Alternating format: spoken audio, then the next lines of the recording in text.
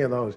See, I talk a lot about advertising and commercials and stuff because I think that the most creative minds in America make those, and sometimes fiendishly. Amco is one of those car-oriented ones, and it's so ridiculous, ironic. Essentially, if you go to their competitor, you know, I like my transmission fixed. You go, oh, I don't know, the Trump season's that. Hell, do you ever see a transmission? And the guy looks at the sign, and transmission's fixed. Hey, boss, remember that time you hit it right on the nose, $28,000 for the transmission? And then subliminal, very quickly, say, let's rape a child. You don't hear it. But if you slow down your Betamax, you can hear that. That's how low they are. But if you go to Amco, you walk in like a transmission fix. Certainly, there's a PhD with a white coat and clean nails and a clipboard. Mr. Klein, probably no charge. Loose screw, 5 minutes. Just relax. Hope you enjoy the donuts and the prostitutes while you're waiting. You know. Mr. Goodwrench. You know. Very macho commercial Sunday afternoon. You know, tires that grip the road, you son of a bitch, you'd better believe it. You know, the Sears die-hard battery will start these 5 cars in Minnesota and make love to your wife at the same time. But it's a Sears. The pickup truck goes up a steel hill with small print. Don't do this with your truck. It really doesn't work. It's bullshit, not good in Iowa.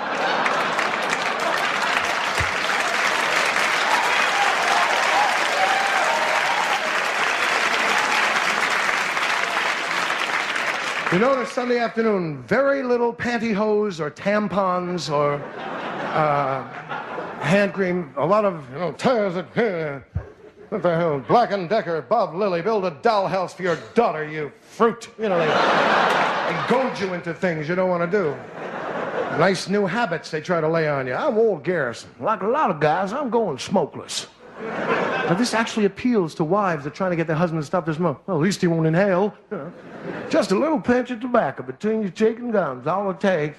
And your wife will love the brown mucilage that comes out later when you kiss her, you know. Hi, honey, I'm home. Whack! One of the most disgusting habits of all. And the airlines will, you know, have smoking, no smoking, and smokeless. You know, the smokeless is with those men throwing up into the brown mound, sir. That's just right in there. You know. Now, beer is big. More time is probably bought for beer than anything else. There's a beer war. Now, Miller, second best. Poor little fellas. Don't feel sorry for him. Owned by Philip Morris. All right? It's like, you know Carvel? You like Carvel? Do you buy Carvel because you think Mr. Carvel is pathetic? No. Tom, no offense if you're watching.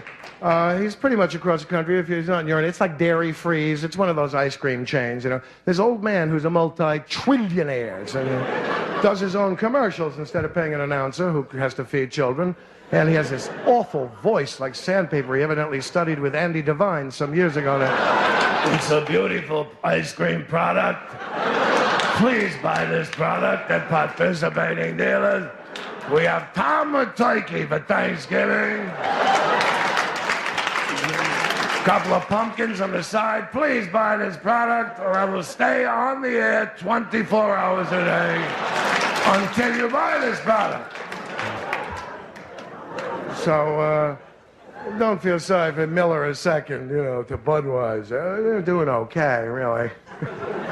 But they have an interesting, they go to, of course, it's always men. You can't drink beer on television. This is a rule to prevent our youth from finding out what beer is really used for.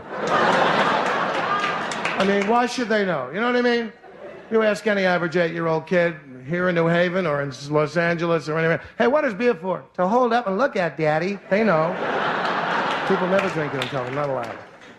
So Miller has profession. If you've got the time. Always after work. You know, woo! Well, that was a good day. If you've got the time. They try to emphasize in a kind of public service way to try to tell their men 85% of them are operating heavy machinery with 4 tons of alcohol in them all day. To wait till after work, guys, if it's at all possible. You know. But they have very exotic professions. Avalanche patrol and whoosh, whoosh. Well, that's one avalanche. It won't give us any trouble. Let's have a Miller if you've got the time. How many guys do you know on avalanche patrol? 3, 4 tops, right? I know Steve, Biff, Harold, I mean, 5. The few guys that put out an oil well fire, and they're grateful Arabs, and whoop, well, that's one oil well fire, won't give us any trouble. Let's have a Miller if you got the time. How about ordinary guys, like the guy that cleans up the horse shit after the Mummers Parade? He likes beer, too.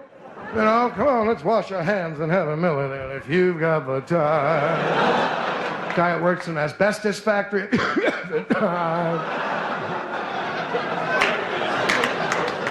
They have a guy herding cattle with a helicopter. Have you seen that one? Well, little fella, and he's so understanding. He must be a parent, you know. Hey, little fella, we're going to get you back to your mama there. You know, he's so understanding. We're going to get you right back to your mama. Then we're going to cut your throat, hang you by your feet, and eat you.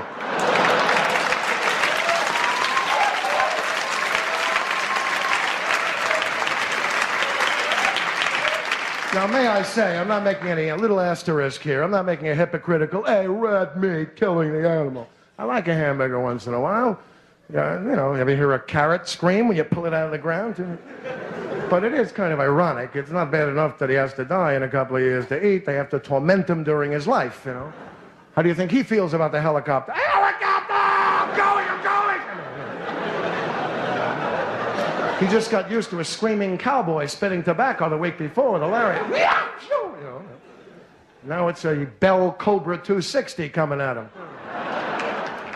There's one Miller has that's very funny with a couple of old rednecks. They're going out in a lake somewhere, and it's a beautiful sunset, and one fisherman says to the other, come on, Bill, let's leave some for tomorrow. It's Miller time. Let's go have a cold one, which is a lie. You want to tell me a couple of good old boys went out for a day of fishing, didn't take a few cold ones with them? Sure, they're coming back, Miller, for the 5th case. That's what they're coming back.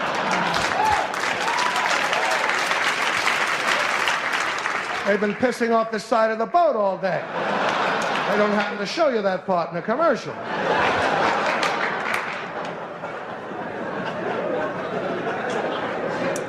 Now, Budweiser, they have a different approach. It's professions. They try to include everybody, you know? Like, this Bud's for everyone that works, goes to school, or has a neck. They sort of like to try to include people who are alienated, or I have a neck, you know? This Bud's for everyone that breathes, one of those kind of... And this Bud's for you, and they have these... several kinds of Bud commercials, evidently for white Bud drinkers and black Bud drinkers. If you're a white Bud drinker, this Bud's for you, bang-a-bang, bang-a-bang, and everything you do, the king of beers. And evidently, if you're black, you're supposed to, this Bud's for you, more than the king of beer. And that offends me because I like the black song better.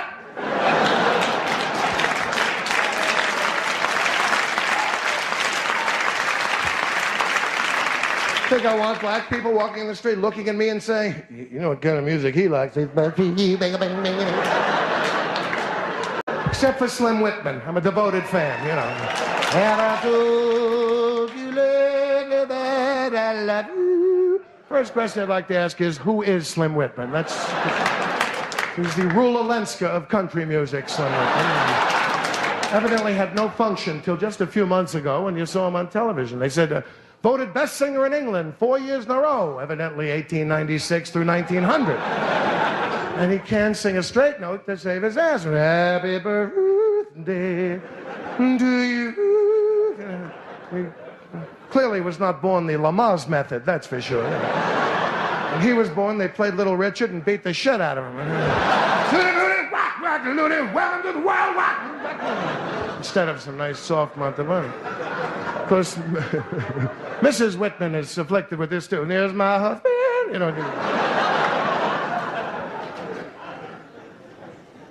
Now, Lowenbrau, that's premium. They bought the name from Germany. That's all they bought, the name. Each bottle comes with a name in it, that's it. No, it's not like Lowenbrau. You ever taste Lowenbrau in Germany? Fabulous. This is, but they have a commercial that almost suggests Jeopardy. Guys are cross-country skiing. I can't make it, Bill. Go back without me. He says, in a half hour, I'll have you back in the lodge. Come on, you can make it. I can't make it. Leave me here. He says, in a half hour, I'll have you back at the lodge with a Lowenbrau. Pathetic alcoholic, that's the point. You put a snifter of wild Irish rose in front of his nose, he'll watch around the world. Now, Michelob Light, that's like champagne. They even have a woman in that one. It's a romantic commercial. You see that where a couple meet at the airport with romantic music? And Bill, Marianne, this is a surprise. They clearly had an affair 5 years ago in this commercial. Where are you going? San Francisco. Me too. Franklin Hotel. Me too. Room 403. Me too. A nice coincidence happening here. Then she orders, well, this is an occasion. 2 Michelob Lights. I don't want to be a snob here, but I would have had the triple martini with Sunoco 260 chasers. Plus a little ethyl alcohol, the medical school student's favorite, one that makes them throw up more than any other individual social group. It's 4,000 proof. Anyway. All right, she goes, 2 Michelob Lights. But his answer, his reaction, Mr. Romantic, absolutely astounds me. She goes, 2 Michelob Lights? He goes, Michelob makes a light? Look what interests this man. He's got a 10-foot erection. That's what he says to this woman.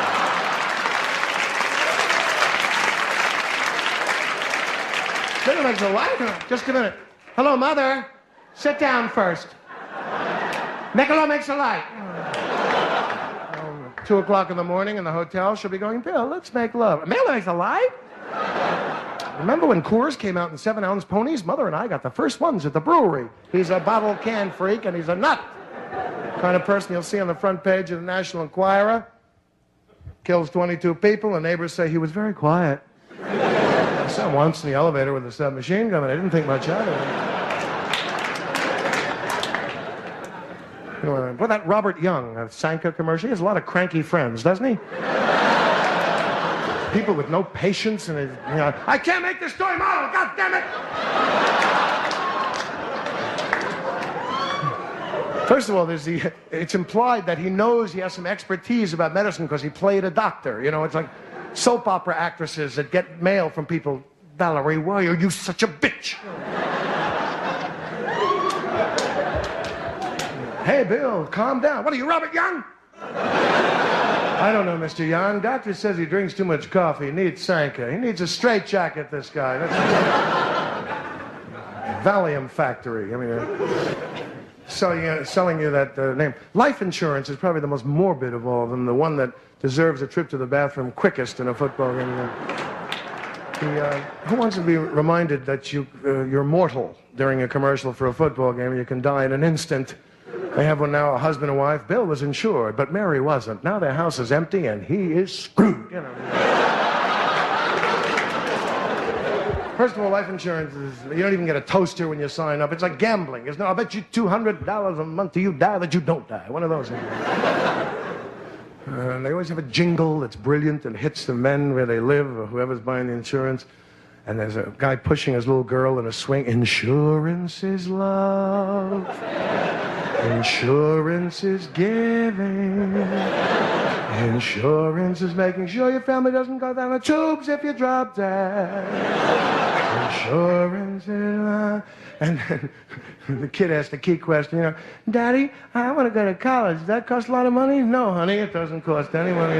Insurance is love. I want to go to Yale. Is that expensive? No, honey, it's not expensive. Go right over the top. Then they always used to use euphemisms for death. What if you're not there, young man? Like you took a cosmic trip to the bathroom, never to return. What if you're not there, young man? And then they eliminate you with an X in front of your head, actually, right out of Hartford. One of those.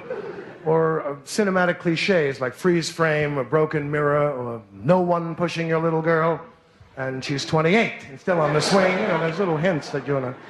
What if you're not there, young man? For one thing, I won't give a shit. Won't be there. Second before I die, I'll feel like a cheapskate. I'm sorry I left you nothing. I have no insurance. I don't care. Probably hate me. I left you a business that loses. I don't care. I think that part is longer. Then what happened, about 2 years ago, they started using the word death in the campaign. Or we planned a life. We didn't plan that Dad would die or Bill, whatever. Depressing commercial, a woman selling her summer home. Walking along. It was a day just like this when Bill and I bought this cabin. Now we have to sell it. We planned a cabin, we planned a plan, we planned a life. We didn't plan that Bill would die. And they load the issue. Nothing has really changed. Bill left no insurance. I'm a hooker in New Orleans now. The children are doing well as pornographic models, but really there's no need to care about insurance. And did you see that commercial for a pickup truck? Fantastic. Where they have them straddling bowling alleys. There's a Ford, Chevy, Dodge, and a Datsun. And you try to bowl under all of them. You can only bowl under the Datsun. I mean, to tell you the truth, when I buy a pickup truck, it's my single most important criterion. I kick the tires there. I do a couple of things. Can you bowl under it?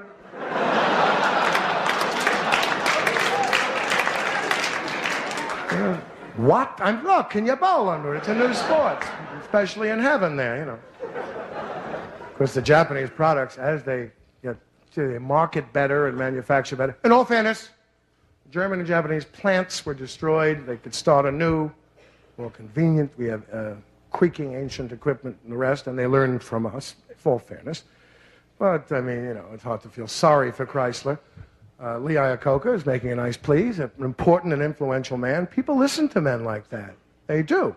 He stands there in front of that car and he goes, and it's a beauty. And by the way, if you can find a better car than Chrysler, buy it. And they are in droves. Datsuns, Toyotas, Chevys, anything. You know, they listen to a man like that. Believe me, as influence. Now, as the Japanese products, especially, the commercials for overtly racist and rather tasteless. Have you seen one? Sylvania, I believe, is the one. The kind of apple pie guy, and he says, Sylvania tested against RCA and won. And off camera you hear, "What about Sony?" And, you know, he looks like he's been disturbed a little by a rude interruption. And then Sylvania tested against Zenith and won. "What about Sony?" And then it tested against Sony and won, you asshole. He gets him back some. The Ford is trying a new one, and then the guy goes, "Come on, and that one, like a Jerry Lewis movie. It's embarrassing." And they use the actor who played every prison commandant in every World War II movie, Japanese. Awful. And then the Ford is going to try a new one out, the Escort against the Toyota. We're in beautiful Pearl Harbor, Hawaii, to test the Ford Escort against the Toyota. You know, there goes the Ford past the Arizona Monument. Can the Toyota? You know, it's subtle. Nothing to it, really. How about Sony co-opting Albert Einstein's image to try to sell Betamax? Do you see that one?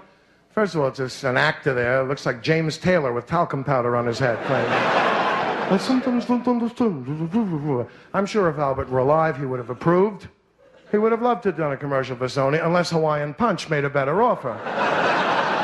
See the Osmonds doing the Hawaiian Punch? Now, to me, that's immoral. I mean, this is not a useful product to American families with their daily meal. You're better off giving them paint thinner. You know, Hawaiian Punch, and what is the cash flow low over at the Osmonds? To me, Hawaiian Punch is the punch, and then this little legalism she has to shoot in there, and it's 10% fruit juice for the taste everyone loves. What is it 90% of? Urine? 10% fruit juice. Of course it's 10% fruit juice, the Monongahela fruit that grows on the Connecticut Turnpike. Yule Gibbons used to eat it in salads, you know. He died, you know. I still have a hickory nut from Yule Gibbons, the famous... What a sweet guy. He died young. Remember him? The dandelion soup is good. He ate anything. A carburetor makes an excellent breakfast on the road. I saw... Yogi Berra is one of my great heroes, and I had a pass to the locker room last season there, and I had a great trauma and privilege at the same time. Saw Yogi Berra naked. Just think about that for a second, right? I try to keep my head up. I was so Yogi, it's such a pleasure. Defies gravity, this guy. Besides, well, Babe Ruth, I've just seen pictures of him. I never saw him really play, but I don't know, how good could he have been? He runs so funny. There's the immortal Babe. I mean, how could a guy be that good if he did that? You see, Ty Cobb and Babe Ruth before the All-Star Game, 1934, you know. Little Our Gang baseball gloves. I mean, Babe was hardy, though. He had a bad season in 1923 because of syphilis. That's not widely known, but true. You know, baseball fever, catch it. Babe caught it. Probably that's why he runs that way. But man after my own heart. 12 girls at a time, 11 hot dogs before the game. You know, rough and tough there. I guess, though, baseball is a game of great fear, too. You play hardball? Oh, boy. Especially the majors. That ball's coming in 90 mph. You have to decide in a half a second whether you're going to hit it out of the park for a home run or it's going to make you a vegetable for the rest of your life. You watch your Winfields, your Schmidts, they hang in there. They're not afraid. They don't step in the bucket. You watch it like a LeMaster on San Francisco, bats 117 every year. They call him a good competitor. You know, they cover for him. He's a good competitor. He competites very well. Let's find a ball player for him. If we can. You watch him in slow motion, you see his problem there. He steps in the bucket. No power. That's why, to me, greatest living baseball hero of all time is Minnie Minoso, who held the record for getting hit by pitch balls. Early black Cuban player in the league. Played in 5 decades, actually. He's a coach for the White Sox. Minnie's approach was entirely different. His head was in the strike zone. And they said, catch a good one, Minnie. They didn't mean a hit. All right, show him first, fellas. A little dignity. Show him first. You know, he'd run out to center field, to third base. And Whitey Bernstein, the trainer, runs out and sprays ethyl chloride on his head, which is like Novocaine gone wild. He can't feel his head for a little while. And he can't comb his hair for a couple of months because he can't find it. Donde la cadera? And he's looking everywhere, Minnie. You know, Sidney Poitier is doing his life story next year. It's a beautiful montage scene. You know, New York, St. Louis, Chicago, train tracks in beneath. Boston. That guy gave for his team. Those days, the White Sox only had 3 signals. One was hit and run. One was bunt. One only for Minnie.